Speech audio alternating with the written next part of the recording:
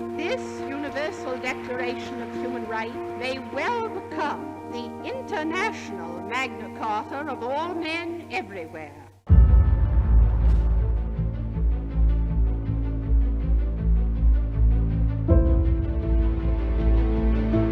After the Second World War and the Great Economic Depression, there was a spirit to think, what can we do to ensure that this kind of situations will never happen again?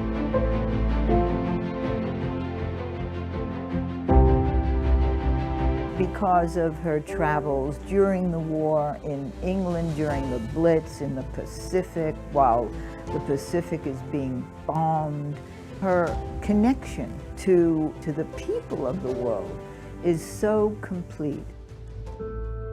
After FDR dies, there are many efforts to get Eleanor Roosevelt to run for the Senate, and there's even some thought that maybe she should run for vice president.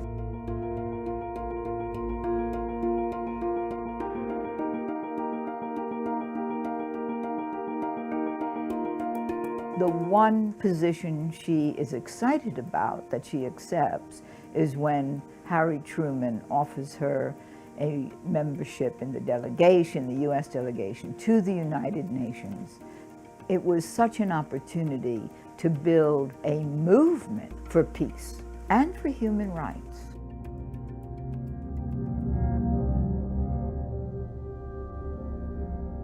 She was very aware of being almost ostracized by the men, not part of their conversations. And the irony is, when she is asked to go into the committee that writes the Universal Declaration of Human Rights, they think that's going to be a social committee of no interest, but it then becomes one of the most important committees.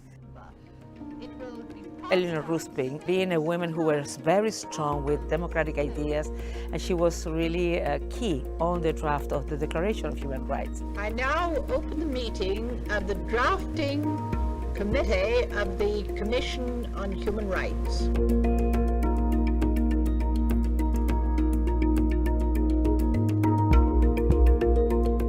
One other person that was such a big influence on Eleanor Roosevelt was India's Hansa Mehta. For the Universal Declaration of Human Rights, it was Hansa Mehta who said, "Excuse me, Mrs. Roosevelt, if you say all men are created free and equal, around the world it will be all men, women not included." And so the words were changed to all human beings. That small change has had a tremendous impact. Women will be included everywhere. All human beings, men and women and children, have these rights. It says that these rights of the people are not because you are from some geographical region, because you have from some culture or some religion. It's just because we are human beings, just because we exist, that we are entitled to those rights. The real change which must give to people throughout the world their human rights must come about in the hearts of people.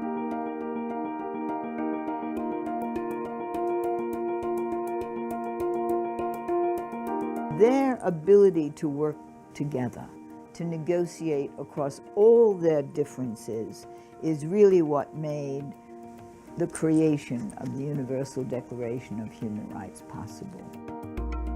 It is a declaration of basic principles of human rights and freedoms, and to serve as a common standard of achievement for all peoples of all nations. And it's particularly fitting that here tonight, the person who's been the leader in this movement, assisted though she has been by many others. I refer, of course, to Mrs. Roosevelt, the delegate of the United States. It's one of the most significant moments in world history. The Universal Declaration of Human Rights is the beacon for the future. We will ensure that this Universal Declaration will be the light that shines and will guide how we relate to each other. If we observe these rights for ourselves and for others, I think we will find that it is easier in the world to build peace. Bueno, una primera pregunta que nos podemos hacer es si los derechos humanos nacen o se hacen.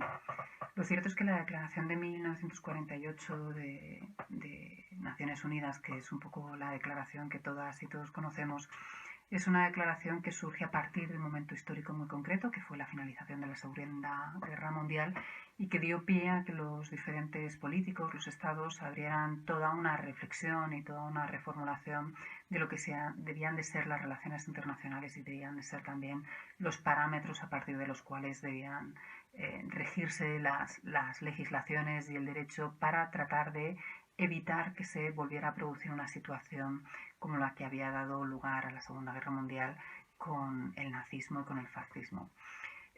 La Declaración de los Derechos Humanos, que en un principio se nombró como la Declaración de los Derechos del Hombre, pero que luego se reformuló obviamente porque tuvo un papel fundamental en la elaboración de esta declaración Eleanor Roosevelt, es una declaración que, a pesar de surgir en ese momento concreto, en ese momento histórico, viene inspirada por diferentes legislaciones, por diferentes leyes, por diferentes regulaciones, pero también viene inspirada por valores, por principios, por exhortaciones, por un pensamiento que ya estaba recogido en diferentes culturas y en diferentes filosofías desde hacía muchísimos siglos, incluso antes de Cristo. Esto es algo que es relevante, pues porque al fin y al cabo lo que trata de recoger la Declaración de los Derechos Humanos no viene a ser más que una serie de pautas de conducta, de respeto, de tolerancia, de resolución de las diferencias y también de acogida de esa diversidad y que pues las personas, los seres humanos sean respetados en esa diversidad sin que exista un abuso de poder, un abuso de autoridad de unas sobre otras simplemente por el hecho de ser de una forma determinada, de una orientación, de un sexo, de una identidad, de tener una edad, de pertenecer a una clase social, de pensar de manera diferente. Esto es bastante relevante, puesto que el foco o la novedad de la Declaración de 1948 en relación a otras normas que hasta ese momento se venían aprobando y que trataban de recoger derechos fundamentales es que se pone en la dignidad de la persona, ¿no? Es el centro de toda la declaración. De hecho, el artículo 1 se centra en la dignidad de la persona y lo que trata es de garantizar que todas las personas en cualquier lugar y en todo momento fueran protegidas, ¿no? Trata de ofrecer un marco de protección que evite que situaciones de desigualdad, de poder, de abuso de poder, de pobreza, de crisis económicas, de crisis sociales, dieran pie a que ostentaran el poder, a que fueran las personas, los regímenes totalitarios, los que ocuparan las posiciones de poder con los efectos tan trágicos, tan dramáticos y tan terribles que esto tuvo durante la Segunda Guerra Mundial sobre gran parte de la población de Europa principalmente. La noción de los derechos humanos, por tanto, no nace en la Declaración de 1948, sino que es una noción que venía, como os decía antes, recogiéndose o fraguándose, incluso difundiéndose en otras normas y en culturas, filosofías y religiones, también religiones. De hecho, pues es muy interesante el ver cómo hay frases que, por ejemplo, tengo aquí una que es todo lo que una persona no desea que le hagan debe abstenerse de hacerlo a los demás, que es del primer milenio de antes de Cristo, ¿no? De Mahabharata.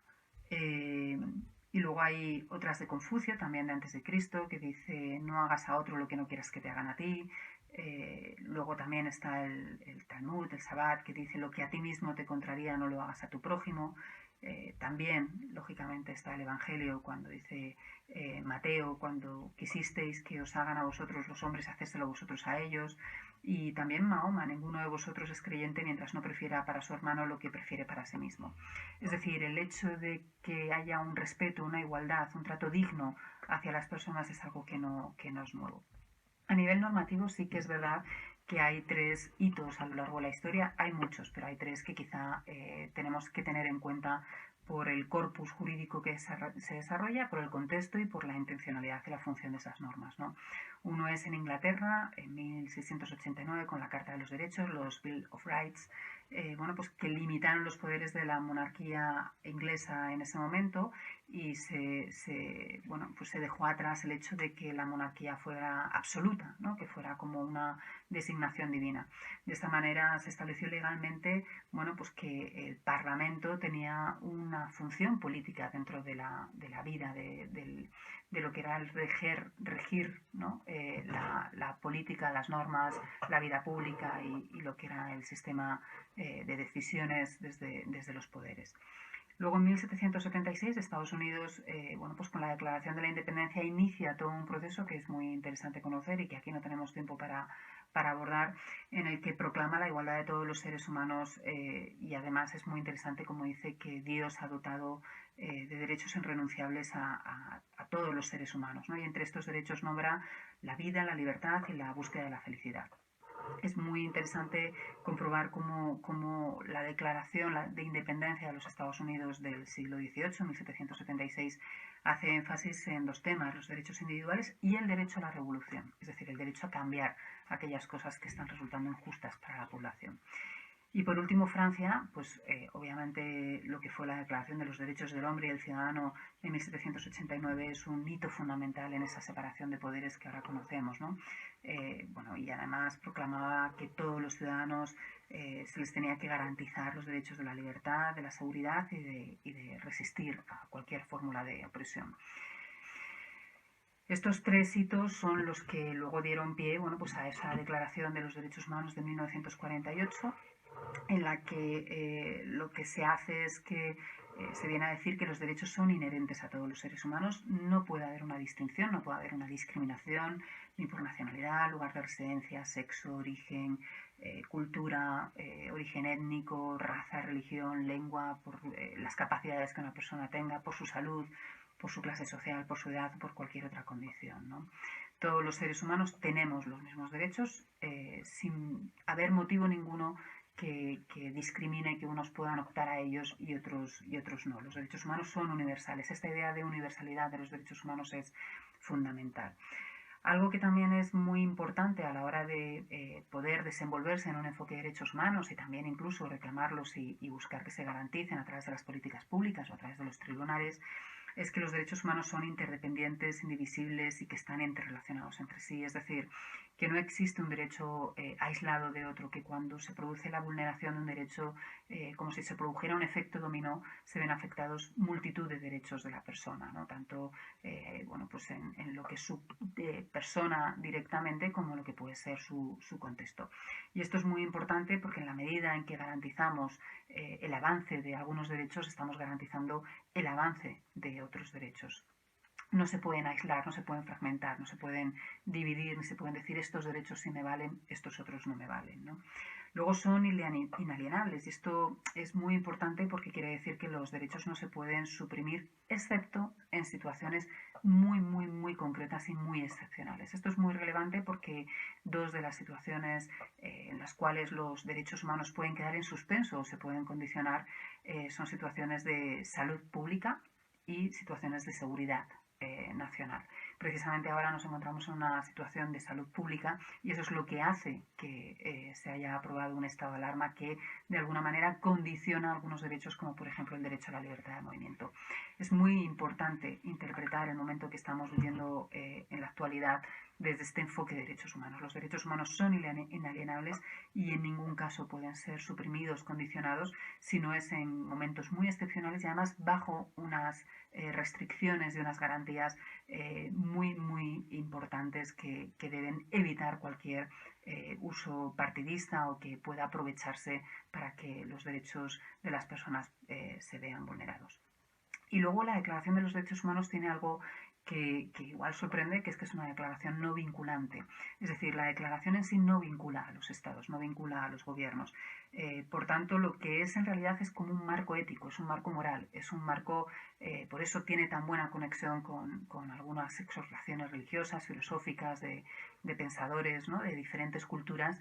Y en el fondo, bueno, pues lo que viene a decir es que es un marco ético, ¿no? Yo creo que esto también es importante. Sin embargo, a pesar de que no sea vinculante en sí la declaración, sí que hay una serie de instrumentos que vamos a ver más tarde que hacen que la declaración de 1948 pueda ser un pilar fundamental para que luego los ciudadanos puedan pedir que se garantice, que se proteja y que se repare también aquellas vulneraciones de derechos que tengan lugar.